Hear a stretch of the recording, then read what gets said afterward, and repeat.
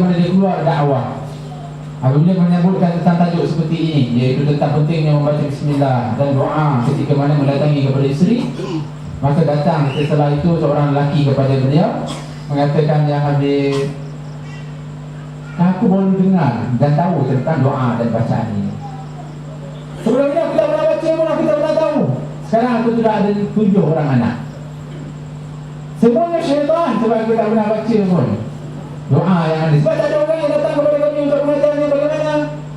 Tak ada orang yang datang kepada kami untuk mengajarkan perkara-perkara seperti ini. Setelah aku dah 7 anak, barulah aku dapat mendengar perkara-perkara seperti sebab ada orang datang. Dulu mana ada orang datang? Bagaimana 7 orang anak aku? Semuanya syaitan, bagaimana aku nak buat? Maka Habib mengatakan, la haula wala quwwata illa billah. Saya nak fikir macam mana lagi nak buat ni? Dan 7 orang. Maka beliau mengatakan tadi, kalau begitu, kalau tak boleh lagi situ melahirkan, kahwin satu lagi. Kalau sekali isteri yang pertama tak marah. Kemudian nantinya bacalah doa, mudah-mudahan lahir daripada isteri yang itu anak-anak yang insya-Allah dengan adanya bismillah dan doa tadi saya pelihara daripada perkara tersebut. Yang percaya yang kita katakan tadi, maka inilah tanda-tandanya adanya penolong-penolong daripada Dajjal ataupun benda-benda yang membawa kepada ataupun perkara yang membawa kepada kemunculan Dajjal itu. Yang antaranya yang disebutkan tadi adalah televisiun, perkara yang telah pun atau fikah ataupun perkara-perkara yang membawa kepada kita jauh daripada Islam, daripada kerja-kerja orang Nasrani dan Yahudi yang mengalihkan kepada kita itu dengan hiburan-hiburan dan sebagainya. Yang ini yang perlu kita jaga.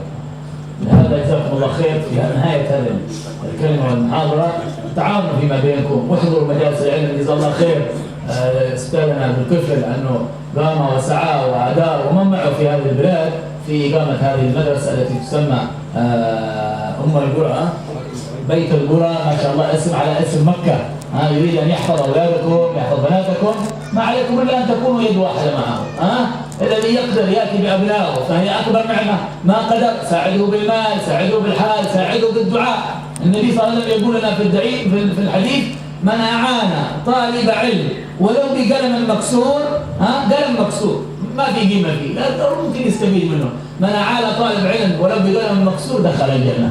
فكيف اللي يعين بالمال واللي يعين بالحال واللي يعين بالأولاد وبالعيال؟ وهذه نعمة عظيمة. كم من بلاد ما فيها طالب علم ولا فيها عالم ولا فيها مدرسة، فهم في الجهل فتجد مو 7 أولاد عند الرجل شياطين، القرية كلها الآباء والرجال والنساء كلهم شياطين، ما حد يعلمهم. ولهذا إذا وجد العالم نعمة عظيمة. ولا سيما أخينا ذو الكفل نتوسل فيه الخير والصلاح دائما يأتي بالعلماء عندكم، أمثال سيدنا حبيب عمر بن حبيب وغيره من الشيوخ والعلماء ترددوا عليكم، والحمد لله بنا وإليكم بفضل الله سبحانه وتعالى. وحبيبنا حسين الجنيد هذا ما شاء الله سعى في مدينة من اليمن ولله الحمد. ما ايش يريد؟ هل يريد مني حبيب حسين أو ذو الكفل يريد مال؟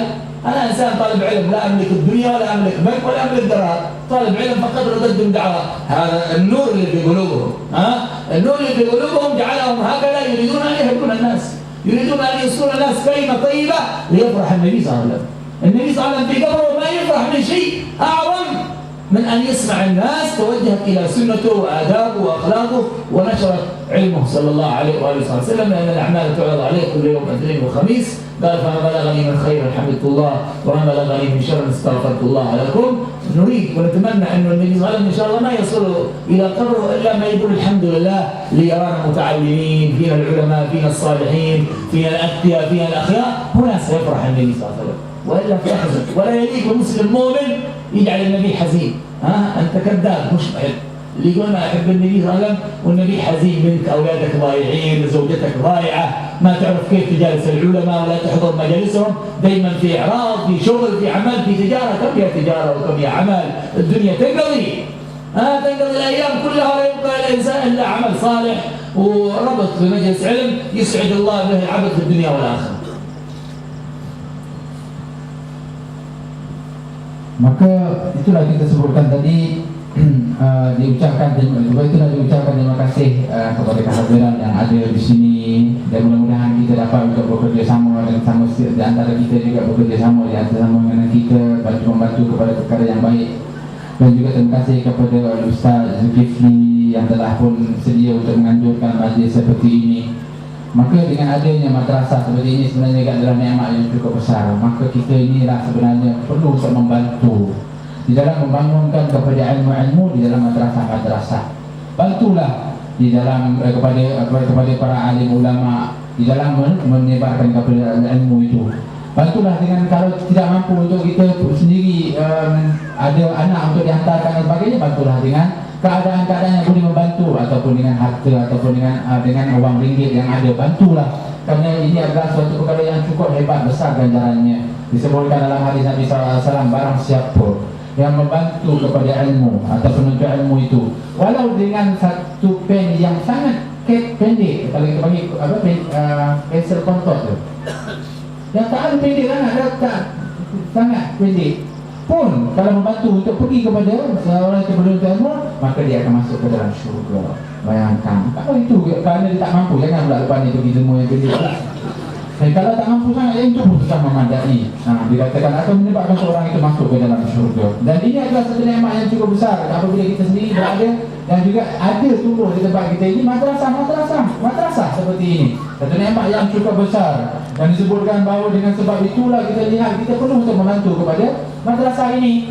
Seperti juga membantu kepada Ustaz Zulkifli yang cukup bersungguh-sungguh di dalam mewujudkan majlis-majlis ilmu. Sesungguhnya apa yang berlaku setiap malam ini, iaitu dengan adanya hauzah para ulama, dengan di situ yang diambil oleh Ustaz Zulkifli, begitu juga dengan Habib Hussein yang datang menyebut sehingga daripada Hadramaut didatangkan, disuruh datang untuk berdakwah di sini. Apa yang mereka inginkan? Adakah mereka ingin untuk nama dan sebagainya? Tidak sama sekali.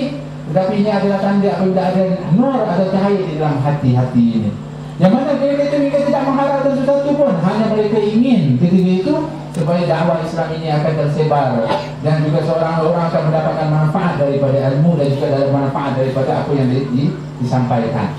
Kemudian yang saya katakan tadi adalah tidak lain dan tidak bukan dengan sebab usul ini. Kemudian Al-Habib juga mengatakan, beliau mengatakan beliau adalah seorang yang berilmu dan juga yang berdakwah, bukan ada apa-apa, tetapi kerana tidak lain dakwah ini dan juga usaha seperti ini dan usaha-usaha kita datang hadir seperti ini adalah dapat menggembirakan hati Nabi Muhammad SAW. Dengan sebab ini kita dalam masa seperti ini dan ilmu adalah akan menyebabkan Nabi akan bergembira dengan kita. Sebab itulah disebutkan dalam hadis yang kita sebutkan bahawa apabila setiap kita punya amalan akan diperlihatkan kepada Nabi setiap hari Senin dan hari Khamis. Maka apabila Nabi mendapati adanya kebaikan dalam amalan kita, Nabi akan memuji kepada Allah. Kalau sekiranya mendapati tidak baik, maka Nabi SAW akan beristighfar, meminta keampunan kepada Allah untuk bagi kita. Maka ini adalah di antara yang disebutkan, janganlah sampai kita menjadi orang yang menyedihkan kepada Nabi SAW, mendakwa kita kepada Nabi tetapi buat Nabi sedih. Kita kalau ada anak tidak hantar dia belajar tentang ilmu agama, kita sendiri pun tidak pun hadir di majlis-majlis ilmu, kita pun jauh daripada majlis-majlis yang adanya zikir dan selawat kepada Nabi, maka ini akan menjadikan kepada Nabi. Jadilah orang-orang yang menggembirakan hati Nabi kita Muhammad SAW. Janganlah kita terlalu lalai dengan dunia. Dunia ini akan pergi, dunia ini akan meninggalkan kepada kita. Dunia ini adalah sangat ringkas, sangat singkat, pasti akan hancur dan kita akan pergi bertemu dengan Allah Subhanahu Wa Taala. إن شاء الله الآن ختمنا المجلس.